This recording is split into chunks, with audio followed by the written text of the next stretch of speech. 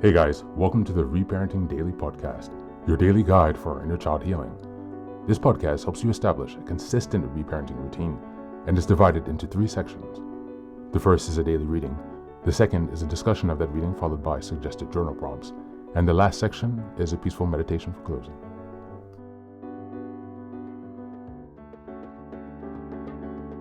Good morning, good afternoon, and good evening from whenever and wherever you're joining us. I'm so glad that you're here as we continue on this journey of self-expansion and growth. If this is your first time, welcome. Now, before we dive in, I have a few quick reminders. Please like, share, and subscribe to this podcast on Apple Podcasts, Spotify, and YouTube. Your support here helps us spread the word, allowing us to continue to grow this community. Next, I'd like to introduce our Patreon group, where we have 3 weekly meetings. On Sundays, we have a meditation meeting. On Tuesdays, we have book club meeting. And on Thursdays, we have open topic discussions. These meetings take place at 6 p.m. CEST, so Amsterdam, Paris time. For my next announcement, I'd also like to introduce the Reparenting Daily journal, which you can find on Amazon. This journal follows along with the podcast, so each weekly and monthly themes are reflected in the journal. It provides space for you to keep your notes with plenty of extra resources on each topic to be discussed.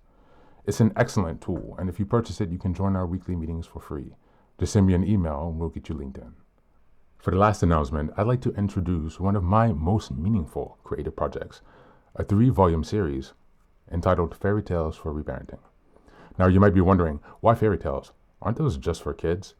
But through my personal healing journey and in studying the work of Carl Jung, Marie-Louise von Franz, and other spiritual and psychological traditions, I've come to see fairy tales as powerful symbolic maps for transformation.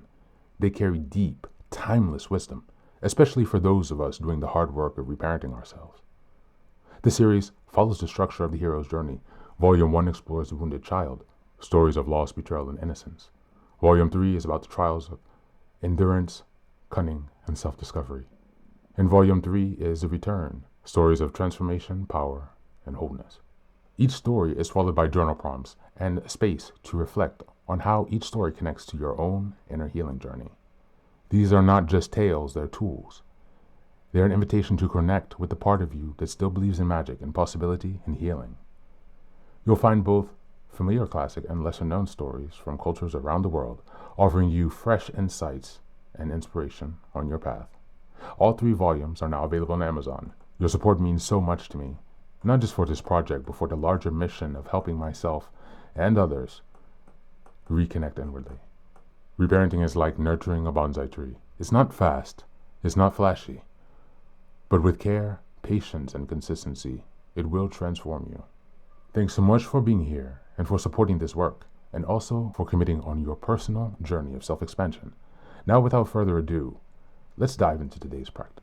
Today's reading is an article entitled 9 Practices to Help You Say No from Harvard Business Review.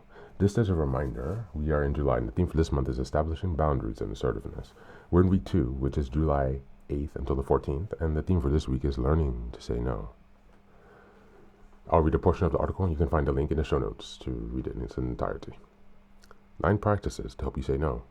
Irene is a great colleague, a senior manager in a large consulting firm. She pitches in when the workload gets heavy, covers when people are sick, and stays late when needed, which is often. She's also a leader, serving on boards and raising money at charity auctions. She tries to be home for her kids at dinner time, but often works into the night late after they're gone to sleep. That is, on nights when she's not at a business dinner. But if you catch her in a moment of honesty, you'll find out that she doesn't feel so great. In fact, she's exhausted. Irene can't say no.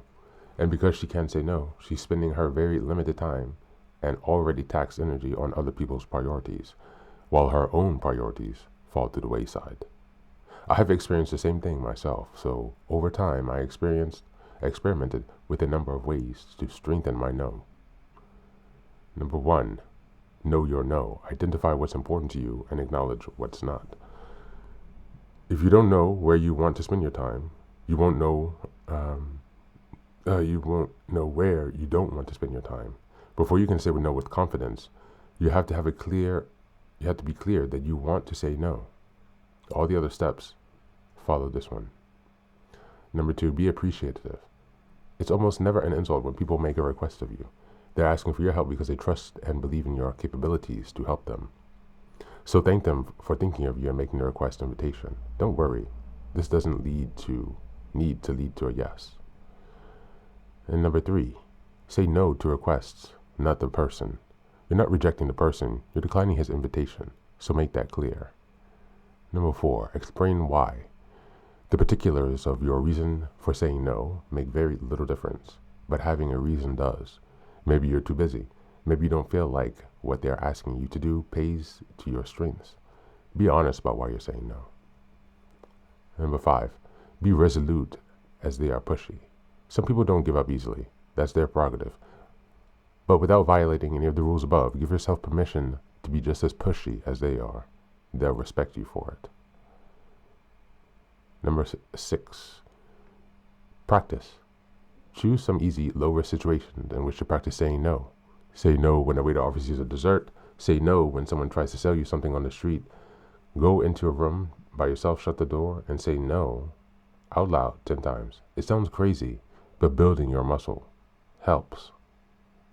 That's it for today. Please check out the article and you can find out the 3 last tips that she gives to help with saying no.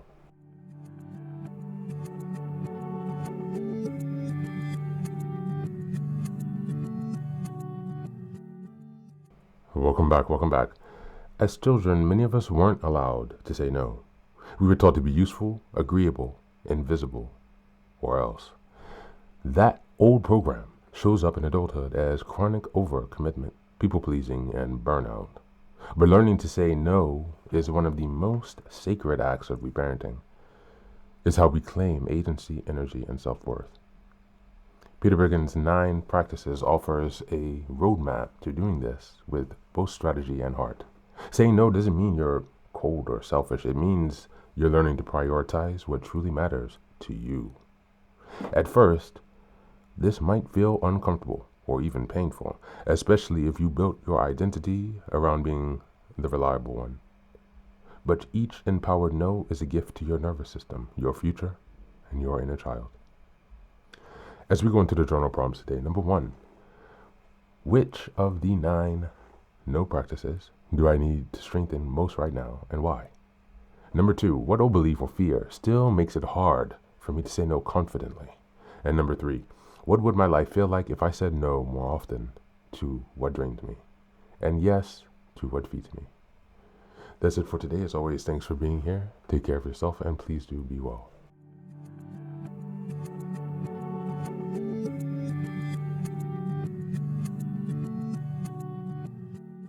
Welcome back. Now, this is the 3rd and final section of the daily podcast. This is your silent meditation. Please go ahead and find a space where you can be comfortable and undisturbed, where you can relax and spend some time with yourself for this 10-minute silent meditation. You can choose to be sitting, standing, lying down, or in whatever position makes you comfortable today. Take a moment to simply be with yourself. Focus on your breath and gently connect with each part of your body. If thoughts arise, don't let them overwhelm you. Just observe them without attachment. Imagine them as leaves drifting down atop a river, passing by without needing your engagement. Stay present, grounded, and open to this moment, no matter what time you are listening and practicing this meditation. Namaste.